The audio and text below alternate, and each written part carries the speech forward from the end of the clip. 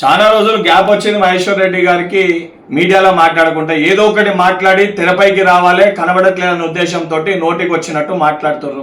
కార్యదర్శులు మారుతుండ్రు, అది మారుతుర్రు, ఇది మారుతుర్రు అని చెప్పి ఇతర పార్టీల పైన జ్యోతిష్యం చెప్పుకుంటారు. రాజకీయం చేయాల్సింది పోయి ఏదైతే ప్రజల సమస్యల పైన ప్రతిపక్షాలు ఉన్న పార్టీలు ఆ సమస్యల్ని లేవనెత్తాల్సింది పోయి తెలంగాణకి కేంద్రంకి వెళ్ళి తీసుకురావాల్సిన నిధులని తీసుకురాకుండా ఇతర పార్టీలు ఆడ జరుగుతున్న ఇష్యూస్ పైన జ్యోతిష్యం చెప్తున్న మీ మాటలు యావత్ తెలంగాణ ప్రజలు కూడా చూస్తూ ఈరోజు మీరు నవ్వుల పాలవుతారనే ఒక విషయాన్ని మీరు మర్చిపోతారు.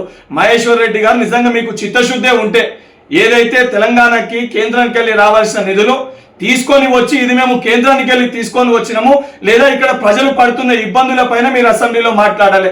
అదే మాట్లాడుకుంటే మీ పార్టీలో మీరు ఏదైతే సంబంధించి మీ మాట మీ ఎమ్మెల్యేలు వినరు, మీ ఎమ్మెల్యేల మాట మీ జిల్లా అధ్యక్షులు వినరు. ఇప్పటివరకు మీ పార్టీకి ఎందుకు రాష్ట్ర అధ్యక్షుని ఎన్నుకోలేకపోతున్నారో ముందు దానిపైన మీరు పునరాలోచించుకొని వేరే అంశాలపైన మాట్లాడాలని చెప్పి మహేశ్వర్ రెడ్డి గారికి సూచిస్తున్నా.